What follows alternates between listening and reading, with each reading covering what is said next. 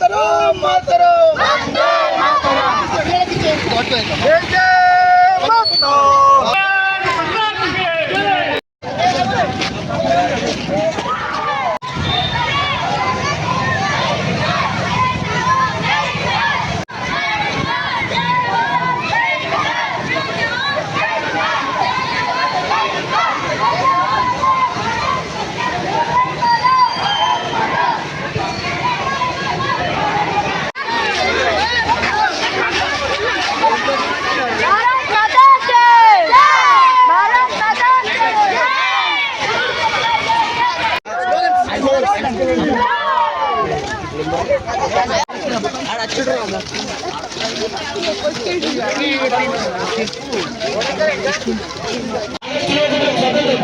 కాబట్టి భారతదేశంలో ఉన్నటువంటి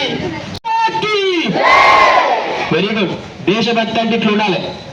ఈ జెండాను చూస్తేనే మనకు మనసంతా కూడా ఉప్పొంగిపోతుంది, ఒళ్ళంతా జలగరిస్తుంది, రక్తం ఉడకలెక్కుతుంది, దేశభక్తి గుండెల్లోంచి ఉప్పొంగుతుంది. ఎందుకు అని అంటే మనందరికి తెలుసు, ఇంకొక 2 రోజుల్లో మనం జెండా పండుగ జరుపుకోబోతున్నాం. ఈ వయసులో కనుక మనం కేవలం పుస్తకాల్లో ఉన్నటువంటి సబ్జెక్టులు మాత్రమే కాకుండా అసలు ఈ దేశం ఎట్లా ఏర్పడ్డది, ఈ దేశం గతంలో ఎట్లా ఉంది, ఈ దేశానికి అసలు స్వాతంత్రం అంటే ఏంటి, అది ఎట్లా సిద్ధించిందో కూడా ప్రతి విద్యార్థి తెలుసుకోవాల్సినటువంటి అవసరం ఉన్నది. నాకంటే ముఖ్యంగా భవిష్యత్తు భారతదేశ నిర్మాతలు, ఈ భారతదేశాన్ని ఏటోళ్ళు కానీ, పాలించటోళ్ళు కానీ, నిర్మించటోళ్ళు కానీ ఈ తరగతి గదుల్లో సిద్ధమవుతున్నటువంటి ఈ విద్యార్థులు మాత్రమే. కాబట్టి మాకు తెలిసిన కాడికి తెలిసింది, ఇక తెలుసుకోవాల్సింది ఏదన్నా కూడా ప్రతి విద్యార్థి ఈ దేశం గురించి తెలుసుకోవాల్సినటువంటి బాధ్యత ఉంటుంది.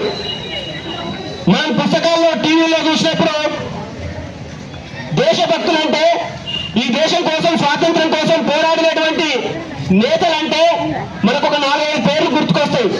మహాత్మా గాంధీ, సుభాష్ చంద్రబోస్, అట్లనే చంద్రశేఖర్ ఆజాద్, అట్లే భగత్ సింగ్, ఇట్లా ఒక 4-5 పేర్లు గుర్తుకొస్తాయి.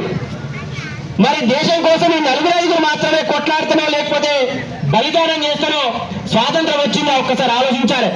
చరిత్రను కనుక తిరిగేస్తే ఒక చరిత్రకారుడు ఏం చెప్పిండంటే, భారతదేశ స్వాతంత్ర పోరాటం కోసం లెక్కకు దొరికినాయి అంటే అటు ఆంగ్లేయుల ప్రభుత్వం, బ్రిటిష్ ప్రభుత్వమే, తర్వాత భారత ప్రభుత్వం, ఈ 2 ప్రభుత్వాలకు లెక్కకు దొరికినటువంటి లెక్క ఏం చేయాలంటే సుమారు 2 లక్షలకు పైగా బలిదానాలు చేసుకుంటే 2 లక్షల మంది ప్రాణత్యాగాలు చేస్తే ఈ భారతదేశానికి స్వాతంత్రం వచ్చింది అని చెప్పేసి ఒక చరిత్రకారుడు చెప్పిండు.